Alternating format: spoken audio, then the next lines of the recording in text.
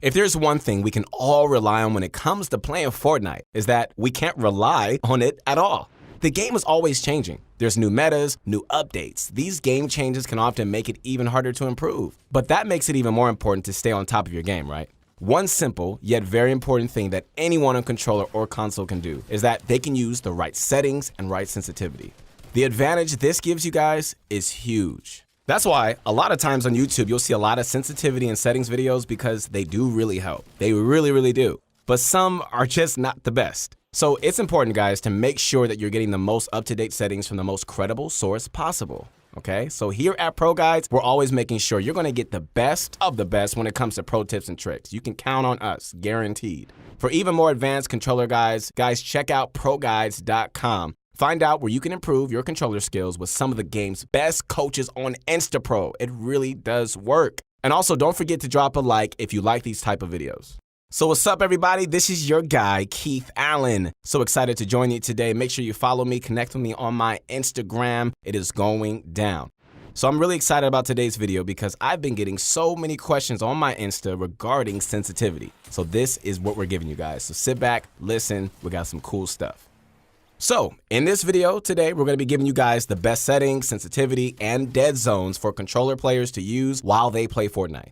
We analyzed many different pros like Ghost Aiden, Nick Merckx, Upshaw, and Ghost Innocence to get the best answers. We guarantee, guys, these settings are going to help you improve, and we'll explain why later in this video, so keep watching. So to start off, we're going to be talking about your graphic settings, okay? Graphic settings are responsible for how your game looks, and they have a great toll on your PC performance. So go ahead and turn all of your graphic settings on the lowest setting possible, but keep your view distance on epic. What this will do is make it so that you can see as far as possible, therefore not affecting your gameplay. Turning down the rest of these graphic settings, what they're going to do is they're going to maximize performance for whatever device you're using to play. For those of you that are on console, these settings are already adjusted based on the power that your device has. The next setting we're going to be talking about are motion blur and VSync. We recommend you keep both of these off. Motion blur can cause lots of performance drops. It makes it so that your game becomes more blurry when there's movement. You get it? This isn't the best for when you're trying to take down opponents. VSync is a feature that is meant for people who have older monitors that screen tear when they cannot handle high frames. However, nowadays, most monitors have features to prevent this. Therefore, keeping it off will reduce load on your devices, resulting in a better performance. Okay, so now we're going to be going over to sensitivity settings on the next screen. The best sensitivities for controller players at the moment are the following: 0.675 for both X and Y sensitivities.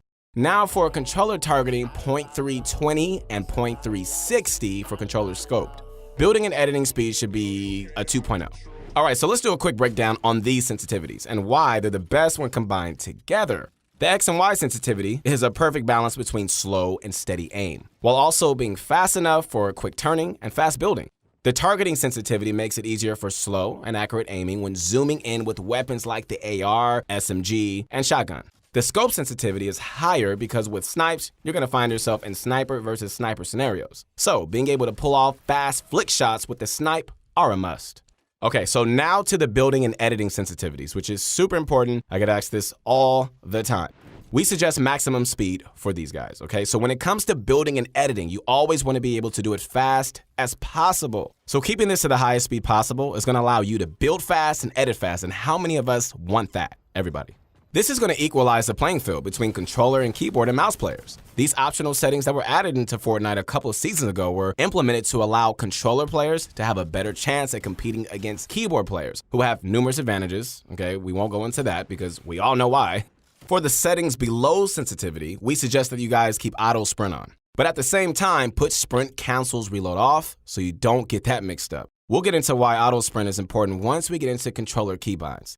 Tap to search plus interact is also a really good thing to keep on because it'll make it easier to heal teammates and open chest. Hold to swap pickup is better too to have on due to having an extra option for swapping weapons, essentially making it so players have to sort their weapons less. Toggle targeting should also be off due to resulting in less control over your targeting, which is crucial for controller players. Reset building choice isn't as important now that Epic has added Builder Pro, but it is important if you play on any controller layout besides that. Aim assist should always be on, of course, but make sure edit mode aim assist is off. Turbo building should also be on so that you can instantly place builds without having to click the place button multiple times. Controller auto run should also be on. Now, for auto open doors, we definitely suggest to have it on. This may sound weird, guys, but it can make a world of difference during build fights if you accidentally edit a door instead of a wall opening edit. So for vibration, we suggest that you just keep it off because it's just a distraction that can affect your gameplay in crucial moments. If you are someone that has problems with their performance, we also suggest that you just turn off all replays to maximize FPS and overall power. All right, so moving on to brightness. This really just depends on your monitor settings and how bright you prefer your game to look. We suggest keeping it bright enough so that you can just see everything really well, but not to the point where it's so bright you have a white tint on your screen and you're like, what game am I playing? In audio settings, the only thing we suggest for you guys to change is the game chat quality setting to high to improve multiplayer game chat. For colorblind and accessibility options, there are a few different things that you guys can do to optimize the game for effectiveness. One of these is setting your colorblind mode to deuteranope and then on 5 to be able to see players better through the storm. Turning on visualized sound effects is another option, but of course, these are all up to how competitive you want to play. Some people just play better without colorblind settings because they personally can just see better without them. But hey, at the end of the day, it's a free country. It's all up to you. So, as we reach keybinds for a controller, we can start talking about some smart changes that you can make to get an advantage over other controller players who don't know these tricks. First and foremost, you want to set your keybinds to Building Pro and then customize them from there on. What we suggest is putting edit on your left analog stick click. This is going to allow you to edit without taking your right thumb off of the aiming joystick, allowing for more efficient editing. Since you've done this, what's going to happen to your sprint button? Good question. Well, that's where auto sprint comes in. Remember when we told you that we're going to talk about this later on in the video? Well, I'm glad you stayed on because now we're about to. Keeping auto sprint on allows you to take the sprint button off of your controller, which opens up an extra button for binding. So we also suggest putting your reset edit on right analog stick. Meanwhile, keep confirm on B or circle for PS4 players. This is going to allow you to double edit bind, which is a new way to edit much faster than ever before. Okay, so think of it this way, guys. If you have to click one button twice to do an action, when you can click 2 buttons simultaneously, you're going to essentially get a much faster edit. That's why many pros in the community have switched to double edit binds. Let's do this. Now, besides editing, what else should you change? Good question. We suggest binding an auto sprint to the unbound D-pad button that you have. This is just in case you ever need to auto run in order to do something else. Sometimes auto running can also be used to give your hands a break from long gaming sessions when you realize my hands don't work anymore. Especially if you're a player that plays claw. Claw can oftentimes tie your hands out and make you just feel so uncomfortable, especially if you're new to it. So be sure to keep a button for auto sprint just in case you ever need it. Now for edit mode binds, you can add a crouch button so that you can use the crouch button to strafe while in edit mode. However, most of the time, the better option is just to jump during edit battles. This is because jumping moves your hitbox a lot more than just crouching, so using jump will benefit you more. We also don't have any binds for build mode, so you can just keep those as the default. All right, guys, now for dead zones. Dead zones, oh my goodness, are by far one of the most important aspects of controller aiming. Without good dead zones, it can be very hard to aim well. So let's give you a quick breakdown of how they work. When you turn your dead zone down, your controller analog sticks are much more reactive to even the smallest movements. So if your dead zones are on 0.05, you could just expect very reactive and speedy aiming plus movement. This isn't always the best though. It can at times make your aim very jittery as more reactive than you need it to be.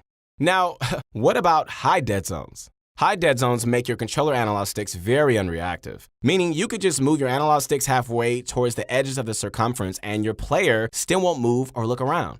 So now that you know what both high and low dead zones do, what's better and why would you use one over the other? For some players, higher dead zones are necessary. This can be anything between 0.15 to 0.25. That's because their controllers have been overused and have developed an issue known as drift.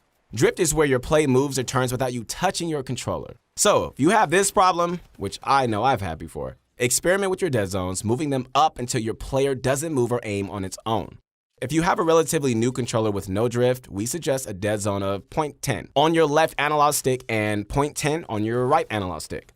0.10 seems to be the sweet spot for most players in terms of reaction speed. It's not too fast to cause jittery, yet it's not too slow to cause slower turning and aiming, making it the perfect dead zone for most controller players.